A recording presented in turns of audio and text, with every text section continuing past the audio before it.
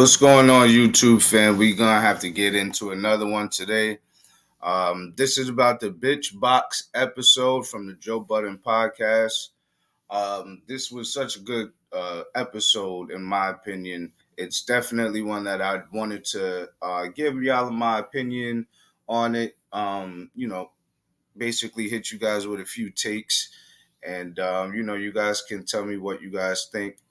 And if I was hitting on some of the same things that you guys have noticed in the particular episode. But without further ado, let's just get right on into it. Let's take it from the top. And if you're here, thank you for watching. Basically, this bitch box episode, it's not the full episode that I'm going to give my take on. I'm just going to kind of hit it right where the good bitch box part was. Shout out to another content creator. His name is Good Clips TV. He has a channel where you can pretty much kind of I can dissect right there and just go straight to the nitty and gritty. So shout out to him. Let's get right on into it. First take is basically Joe telling the crew what Mel said about them being misogynistic was hilarious. I don't think she was expecting that, but it happened. And she was not expecting for Joe to actually share that with the crew. You could tell that you could tell on her face. Now, he walked Mel right into the middle of the park and then straight up left. Like he was like, here you go. And then he dipped. He dipped right after that and he left Mel in the middle of the park to play with no basketball. Now, she goes on to start and says that 85% of guys watches the show. That's a typical male answer instead of her going into answering the actual question. But before I give my judgment, I do need to hear her perspective as to what's going on. Now, did Ice really not know who Sammy Davis Jr. was? If he doesn't, then that's kind of wild to me. That's kind of crazy, especially with him being a music, um, um, you know, connoisseur that he is. You got to know who Sammy Davis Jr. is. That was surprising to me. If he didn't know. Anyway, next take. Why are they looking?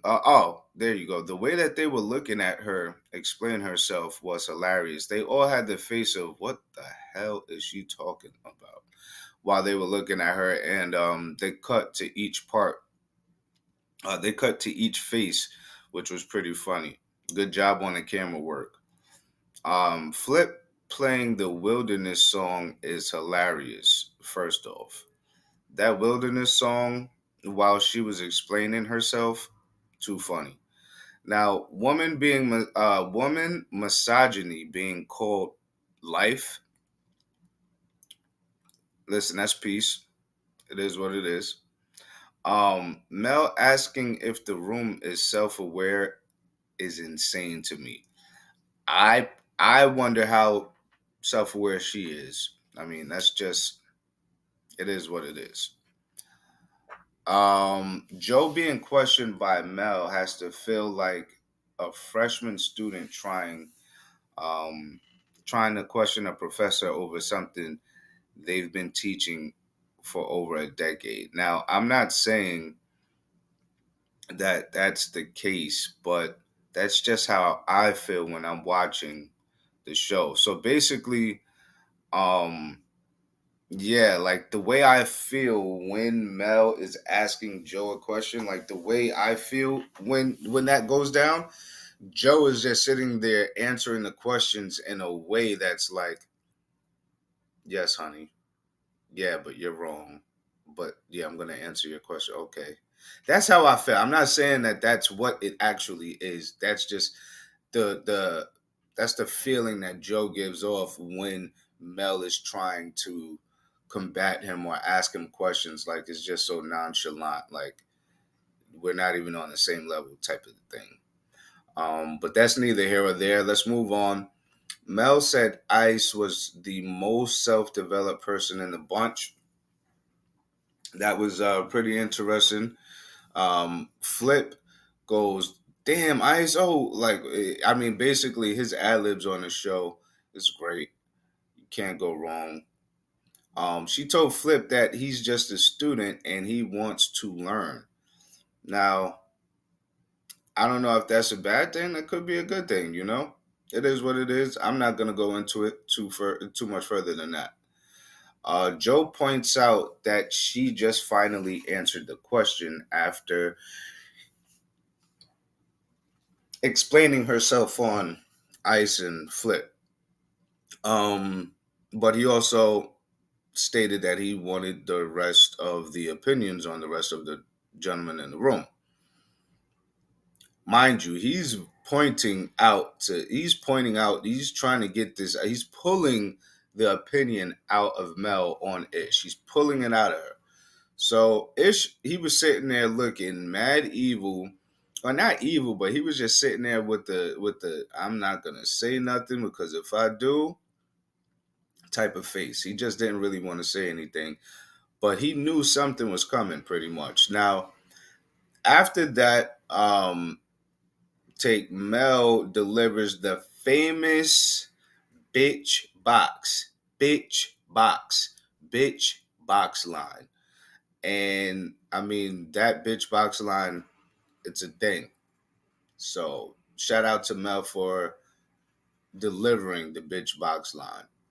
Now, she was uncomfortable with Ish using the words over and over. She said that it felt like it physically hits her every time he says it. Now, as a fan of the show, basically in hindsight, he gave no F's about that request because I mean he continues to say bitch and box right next to her on the episodes following this particular episode. So that was pretty funny just in hindsight that they don't give any respect to M4's requests when it comes down to the words that they use.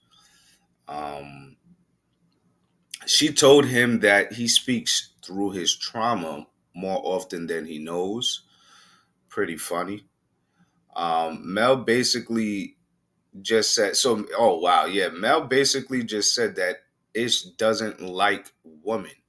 He likes having relations with women, which is why he uses those words.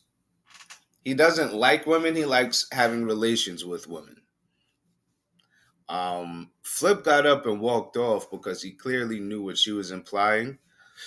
He then asked her directly, are any of those men that you're talking about in this room?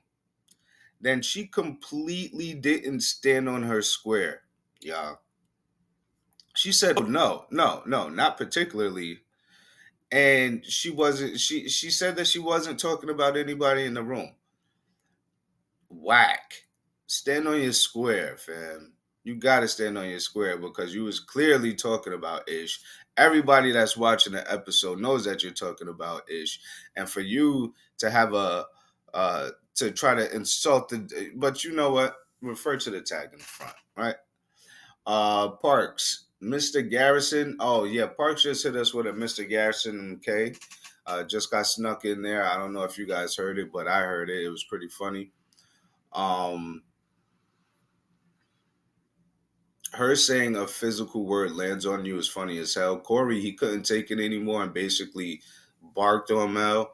He asked her what the hell she was talking about. That was pretty funny because he just couldn't take it anymore. Now, he really didn't want to get into the conversation because he was stating that it was a lose-lose situation. And he actually starts to get into the conversation because basically um, the guys, they kept asking him leading questions, and then there you have it. The convo starts. One those leading questions are awesome because it'll get somebody to start opening up before they even realize that they've opened up. Now, I'm sure y'all seen it. He starts to explain his side. Basically, he's saying just because he doesn't agree with her doesn't mean that he's misogynistic. Now, this conversation that they're having is exactly why people think that they like each other. I mean, the way that they started arguing was just like a couple, and it was great for entertainment. Um, then Joe throwing an empath joke in there is also great, which is kind of what I mean in his little bits. Like he's able to add in his little bits in the middle of a great product, and he's able to, like, just throw his little stuff in there and get a good laugh, and then all right, now we proceed. Um, Mel is saying the dry box joke.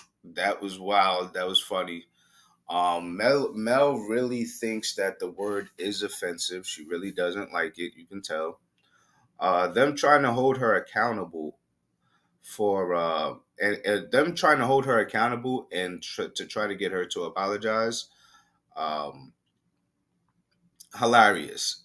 When she said that she doesn't have an issue with it, Ish started dying. After that, Ish and Mel, they started throwing "you need therapy," "no, you need therapy" shots. So it started to get a little personal. But they got up out of there. They got up out of that one real quick. Now Flip finally got her to admit that she didn't apologize to Ish for the issue that they were having on the pod. After all this time, he finally got her to admit that she didn't apologize to him on the pod. That was hilarious to me. She said that she never got around to it. And my whole thing is, if that's the case and if they're making so much of a big deal, why not just apologize right then and there and get it over with on the pod? I mean, she just, in my opinion, she just didn't want to apologize. And she has her reasons, and it is what it is. But that's basically my take for this particular episode. Let's give a special shout out to my sponsor, Manhattan Gray. If you have gray hair, go ahead and embrace it with Manhattan Gray. You can soothe, hydrate, and add shine to your hair or beard by using the moisture pomade, which promotes growth and a healthy shine. The hydration oil hydrates and moisturizes all different types of hair textures. So go ahead and support a black-owned business that'll give you a new perspective and confidence to embrace your gray hair and style. The link is in the description. Go support if you have gray hair, and even if you don't, I'm sure you know someone who does. The link in the description will get you about 20% off on your first order. And most importantly, don't forget to let them know who put you on, your boy Church. So for right now, that's it. That is all we are going to get on up out of here. I do have another upload to upload, but for right now, man, we're gonna just take it easy. Take it easy, Lucy. All right. So thank you for watching. If you're still here, don't forget to like and subscribe. Thank you guys for watching, and remember, the best takes is the church's takes. We out.